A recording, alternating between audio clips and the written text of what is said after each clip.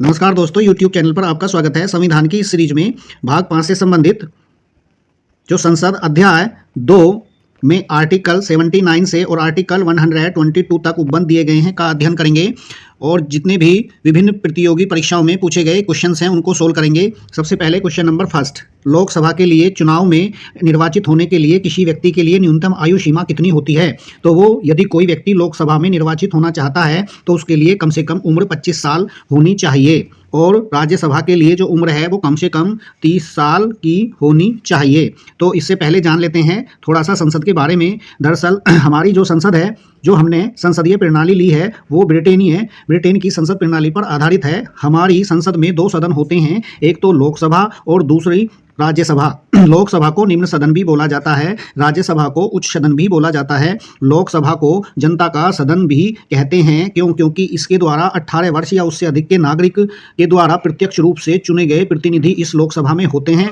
जबकि राज्यसभा में राज्य की विधानमंडलों और संघ शासित प्रदेशों की विधानमंडलों के द्वारा निर्वाचित अप्रत्यक्ष रूप से आनुपातिक प्रतिनिधित्व प्रणाली एकल संक्रमणीय मत के आधार पर चुने गए प्रतिनिधि इसमें शामिल होते हैं। तो ये जो राज्यसभा है ये राज्यों का प्रतिनिधित्व करती है, जबकि जो लोकसभा है ये जनता का प्रतिनिधित्व करती है। आर्टिकल 79 में दिया गया है कि भारत की एक संसद होगी और आर्टिकल 80 में दिया गया है राज्यसभा की संरचना। तो राज्यसभा की संरचना आर्टिकल 80 में दी गई है। वर्तमान में राज्यसभा में अधिकतम 250 जो है सदस्य हो सकते हैं। मैं यहाँ अधिकतम की बात कर रहा हूँ। इसमें 238 और प्लस 12 सदस्य 238 राज्यों के और संघ शासित प्रदेशों के होंगे और 12 सदस्य राष्ट्रपति द्वारा नामित किए जाते हैं, जिन्हें समाज, सेवा, साहित्य और विज्ञान का ज्ञान होता है। वर्तमान में तत्कालीन जो सदस्य हैं वो 245 सदस्य हमारी राज्यसभा में हैं। 245 में से 225 राज्यों के प्लस 8 संघ शासित प्रदेशों के। 8 जो संघ शासित प्रदेश हैं उनमें जम्मू और कश्मीर और दिल्ली और पुदुचेरी के सदस्य हैं। बाकी संघ शासित प्रदेशों के सदस्य राज्यसभा में शामिल नहीं किए गए हैं। प्लस 12 सदस्य राष्ट्रपति द्वारा नामित इसमें होते हैं। नेक्स्ट जो है आर्टिकल, यदि हम आर्टिकल 81 की बात करते हैं तो आर्टिकल 81 में लोकसभा की संरचना दी गई है। लोकसभा 18 वर्ष या उससे अधिक के नागरिक अपने अपने प्रतिनिधि अपने अपने निर्वाचन क्षेत्रों से चुनते हैं। 61वें संविधान संशोधन 1988 के द्वारा ये उम्र 18 वर्ष की गई थी, उससे पहले 21 वर्ष थी। तो मतदान देने की उम्र 61वें संविधान संशोधन के द्वारा 18 वर्ष की गई थी। वर्तमान में यदि अधिकतम संख्या की बात करें लोकसभा में तो 550 कुल जो है सदस्य हैं। अधिकतम सदस्य 550 हैं, 530 और प्लस 20 530 राज्यों के और 20 संघ शासित प्रदेशों के। लेकिन वर्तमान में जो सदस्य हैं, वर्तमान में लोकसभा में सदस्य हैं कुल 543, 524 सदस्य राज्यों के और 19 सदस्य संघ शासित प्रदेशों के। संघ शासित प्रदेशों के सदस्य 1965 के अधिनियम के आधार पर चुने जाते हैं। देखो, पहले सदस्य है 2 राष्ट्रपति आंग्ल भारतीय समुदाय से नियुक्त कर सकते थे। तो पहले अधिकतम सदस्य इसमें 552 होते थे और जो संख्या होती थी यहाँ पर 545 होती थी, लेकिन इसको 104वें संविधान संशोधन 2019 के द्वारा इसको खत्म कर दिया गया है।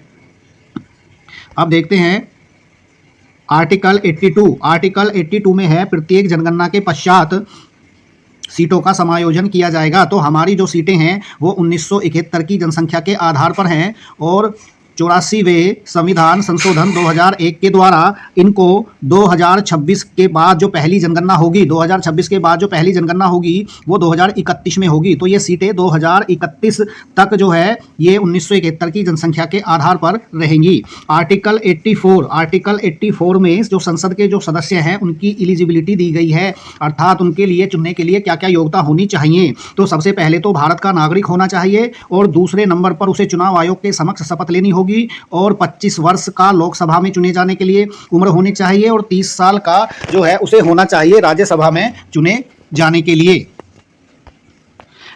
तो अब शुरू करते हैं क्वेश्चन नंबर 2। क्वेश्चन नंबर 2, संसद सदस्य बनने हेतु न्यूनतम उम्र क्या है? तो वो है 25 वर्ष।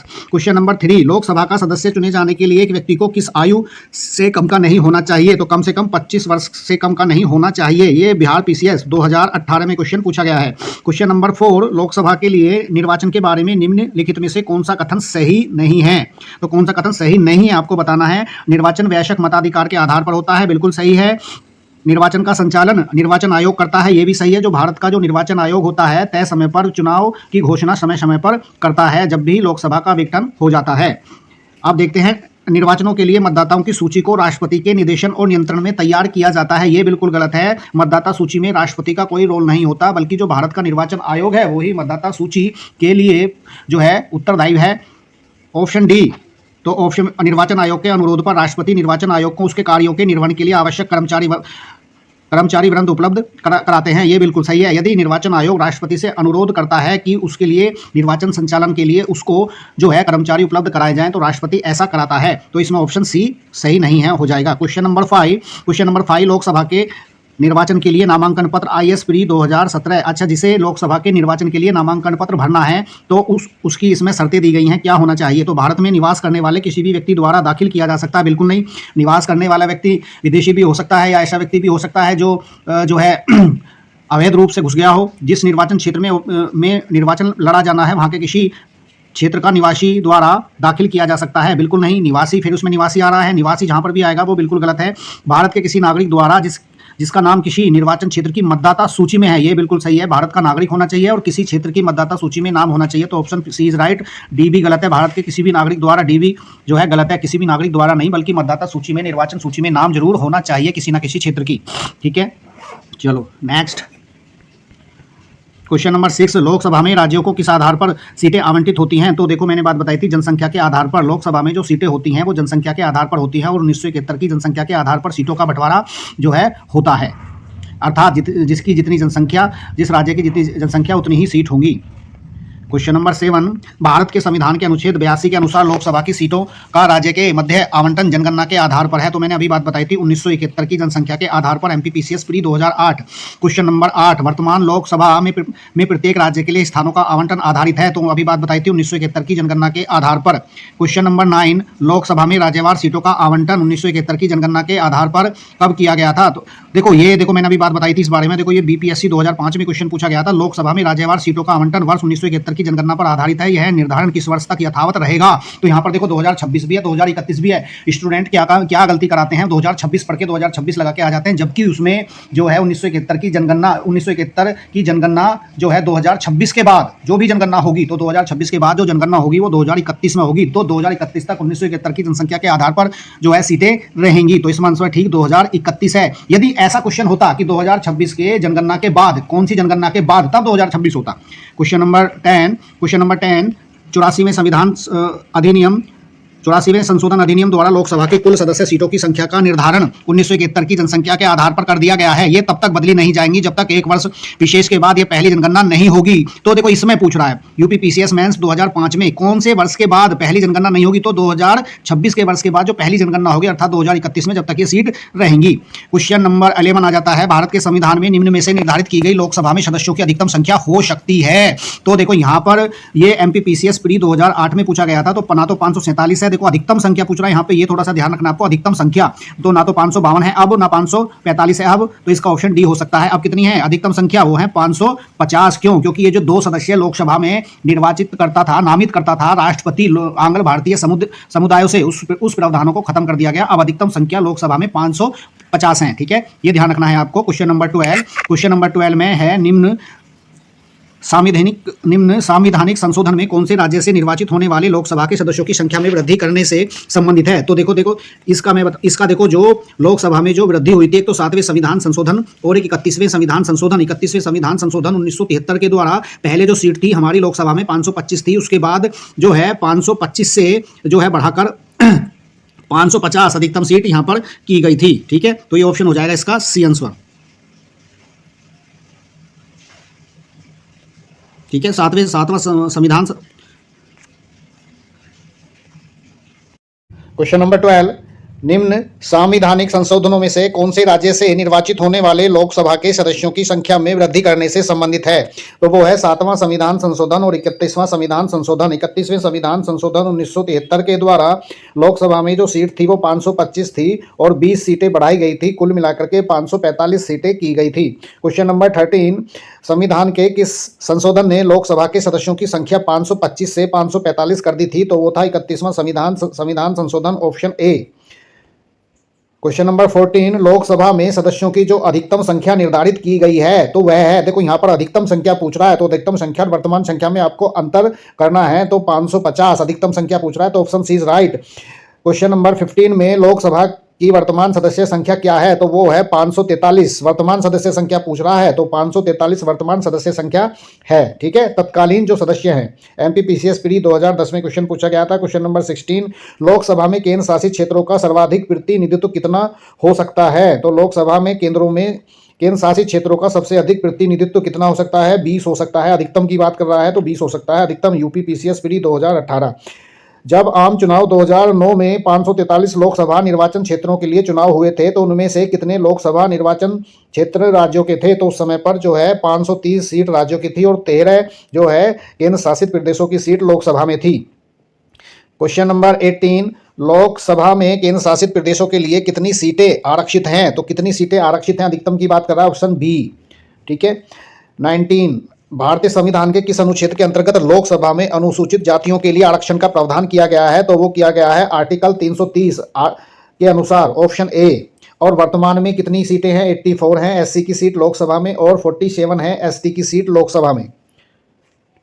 नेक्स्ट, निम्नलिखित में से अनुसूचित जनजातियों के लिए लोकसभा में स्थान आरक्षित नहीं है तो निम्नलिखित राज्यों में पूछ रहा है तो केरल और तमिलनाडु में नहीं है।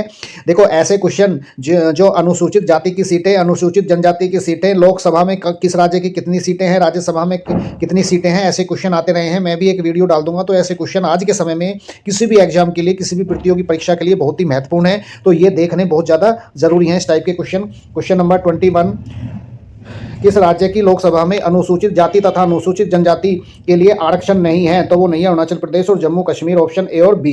लोकसभा में अनुसूचित जाति के लिए आरक्षित स्थानों की संख्या कितनी है तो ऑप्शन डी 84। यदि राज्य के लिए लोकसभा के स्थानों की आवंटित संख्या 42 हो तो उस राज्य के लिए अनुसूचित जाति हेतु आरक्षित स्थानों की संख्या होगी। देखो 42 जो लोकसभा में सीट हैं, इसका मतलब ये किसकी बात कर रहा है, पश्चिम बंगाल की बात कर रहा है। तो पश्चिम बंगाल में अनुसूचित जाति की जो सीट है वो 10 हैं और अनुसूचित जो जनजाति की सीट है वो 7 हैं। तो इस हिसाब से कोई भी ऑप्शन इसमें राइट नहीं है आज के हिसाब से 23।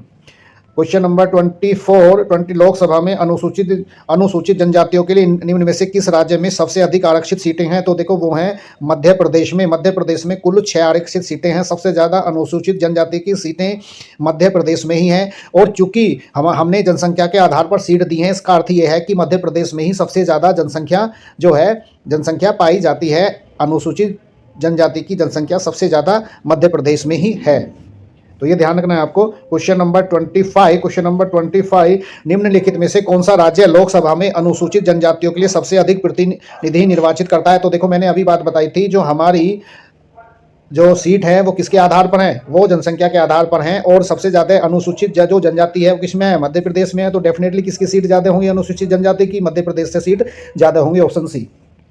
लोकसभा में आंग्ल भारतीय समुदायों से सदस्य मनोनीत करने की शक्ति किसके पास है तो देखो पहले भारत के राष्ट्रपति के पास थी, लेकिन 104वें संविधान संशोधन 2019 के द्वारा ये प्रावधान खत्म कर दिया गया, तो इसका कोई अब मीनिंग नहीं है। क्वेश्चन नंबर 27, निम्न ये भी यही है, आंग्ल भारतीय समुदाय से कितने सदस्यों को नामित राष्ट्रपति कर सकता था तो वो कर सकता था 2, लेकिन अब ये प्रावधान नहीं है। भारत के राष्ट्रपति लोकसभा में से 2 सदस्यों को नामित कर सकता था, किस समुदाय से तो आंग्ल भारतीय समुदाय से पहले कर सकता था। लोकसभा के कार्यकाल पूरा होने से पहले भंग किया जा सकता है, तो देखो लोकसभा को कार्यकाल से जो भंग किया जा सकता है वो आर्टिकल 85 के अनुसार प्रधानमंत्री और उसकी मंत्रिपरिषद के सिफारिश के आधार पर राष्ट्रपति के द्वारा लोकसभा के कार्यकाल को खत्म होने से पहले ही विघटित किया जा सकता है। 30, लोकसभा को उसके कार्यकाल की समाप्ति से पहले ही भंग किया जा सकता है, तो वो किया जा सकता है ऑप्शन सी, राष्ट्रपति द्वारा मंत्रिपरिषद की सलाह पर। ठीक है, ये राष्ट्रपति द्वारा उसकी इच्छा अनुसार, ये भी बिल्कुल गलत है। अध्यक्ष स्पीकर द्वारा, ये भी गलत है। राष्ट्रपति द्वारा अध्यक्ष की सलाह पर, ये भी गलत है। राष्ट्रपति केवल मंत्रिपरिषद की सलाह पर लोकसभा का विघटन कर सकता है। क्वेश्चन नंबर 31, भारत का राष्ट्रपति ऐसे स्थान पर जिसे वह ठीक समझे संसद का सत्र आहूत कर सकता है, बिल्कुल सही है, आर्टिकल 85 के अनुसार। भारत का संविधान एक वर्ष में संसद के 3 सत्र का प्रावधान करता है, किंतु सभी 3 सत्रों का चलाया जाना अनिवार्य नहीं है, ये गलत है। हमारा केवल संविधान ये कहता है कि वर्ष में संसद को कम से कम 2 बार मिलने चाहिए, अर्थात 2 सत्र होने चाहिए। तो यह 2 सत्रों की बात करता है। तो ऑप्शन टी 2 जो है रॉन्ग है। एक वर्ष में दिनों की कोई न्यूनतम संख्या निर्धारित नहीं की गई है जब संसद का चलना आवश्यक हो। ये बिल्कुल सही है। हमारे संविधान में केवल इतना कहा गया है कि साल में जो है 2 सत्र होंगे, अर्थात संसद को कम से कम 2 बार मिलना चाहिए। तो दिनों की संख्या निर्धारित नहीं की गई है। तो ऑप्शन सी 1 और 3 IAS प्री 2020 में क्वेश्चन पूछा गया था। 32 लोकसभा की बैठक समाप्त की जाती है। तो देखो लोकसभा की जो बैठक होती है, एक तो 11 से 12 बजे तक, 11 से 12 बजे तक के काल को प्रश्नकाल कहा जाता है। ये एग्जाम में क्वेश्चन पूछा जा चुका है। और 12 से दोपहर 12 से 1 बजे तक के काल को शून्यकाल कहा जाता है, अर्थात 0 आवर कहा जाता है। उसके बाद 1 से 2 के बीच में लंच होता है और 2 से फिर जितना भी लगभग 6 बजे तक, लेकिन उससे ज़्यादा भी बैठक जो है चल सकती है यदि कोई आवश्यक परिस्थिति हो या आवश्यक काम हो। लेकिन माना यह जाता है कि लगभग 6 बजे तक, 2 से 6 बजे तक जो है इस तीसरी बैठक यहाँ पर एक दिन में जो है होती है। तो स्थगन कौन करता है? जो सदन का जो अध्यक्ष होता है वो स्थगन करता है कि बैठक स्थगित की जाती है। तो ये सदन का अध्यक्ष करता है, जो भी अध्यक्षता कर रहा होता है। लोकसभा में लोकसभा का अध्यक्ष और राज्यसभा का सभापति।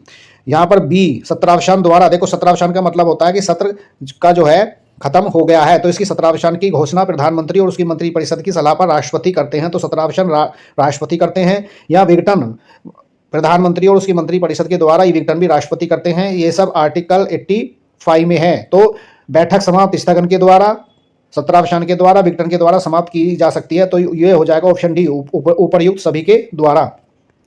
क्वेश्चन नंबर 33, निम्नलिखित में से कौन लोकसभा के सत्र का अवसान करने के लिए प्राधिकृत है? तो लोकसभा के सत्र का अवसान, तो सत्रावसान कौन करता है? राष्ट्रपति, ऑप्शन डी। लोकसभा का कार्यकाल, देखो यहाँ पर पूछ रहा है लोकसभा का कार्यकाल किसी भी परिस्थिति में नहीं बढ़ाया जा सकता, बिल्कुल गलत है। एक बार में 6 महीने तक के लिए बढ़ाया जा सकता है, ये भी बिल्कुल गलत है। 6 महीने के लिए नहीं बढ़ाया जा सकता।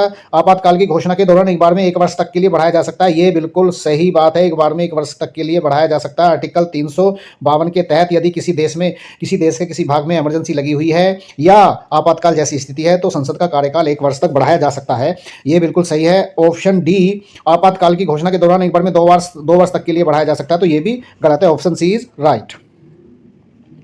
लोकसभा के कम से कम कितने सत्र बुलाए जाते हैं? तो वर्ष में 2 बार, बिहार PCS। लोकसभा का कोरम कुल सदस्य संख्या का कितना होना चाहिए? देखो ये कोरम क्या होता है? कोरम जो है सदन को चलाने के लिए न्यूनतम सदस्यों की संख्या होती है और वो होती है 1/10। अब मान लिया जो तत्कालीन सदस्य हैं, वर्तमान में सदस्य हैं लोकसभा के 543 हैं, तो 543 का लगभग 55, कम से कम 55 सदस्य लोकसभा के सदन को चलाने के लिए उपस्थित होने चाहिए। और 245 सदस्य हैं राज्यसभा में, तो 1/10 मतलब लगभग 25 सदस्य जो है कम से कम सदन को चलाने के लिए, राज्यसभा को चलाने के लिए होने चाहिए। तो लोकसभा के मामले में 55 और राज्यसभा के मामले में 25 सदस्य यानी कि 1/10 सदस्य उपस्थित रहने चाहिए। Option D 37। लोकसभा का अधिवेशन गठित करने हेतु गणपूर्ति कितनी है? तो वह है लोकसभा के सदस्यों की संख्या का 10वां भाग। Option B is right. 38 Lok Sabha और राज्यसभा में गणपूर्ति संख्या है, तो वो है कुल सदस्य संख्या का 1/10। Option C. कौन सा राज्य सबसे अधिक प्रतिनिधि लोकसभा में भेजता है? तो मैंने अभी बात बताई थी। देखो सबसे अधिक प्रतिनिधि जनसंख्या के आधार पर भेजे जाते हैं। जनसंख्या के आधार पर सीट ज़्यादा है, तो जिसकी जितनी जनसंख्या उसकी सीट सबसे ज़्यादा, तो सबसे ज़्यादा उत्तर प्रदेश की जनसंख्या है, तो उत्तर प्रदेश की सीट ज़्यादा होंगी। 80 लोकसभा में है और 31 राज्यसभा में है। 40 भारत में किस राज्य का लोकसभा और राज्यसभा में प्रतिनिधित्व सबसे अधिक है? तो वो है उत्तर प्रदेश, यानी कि 80 उत्तर प्रदेश की लोकसभा में सीट हैं और राज्यसभा में 31 सीट हैं। तो ये थी हमारी संसद की वीडियो। इसमें हमने 40 क्वेश्चन सोल्व किए हैं और पार्ट 2 में हम नेक्स्ट क्वेश्चन सोल्व करेंगे। वीडियो को लाइक, शेयर और सब्सक्राइब करें और वीडियो देखने के लिए बहुत बहुत धन्यवाद।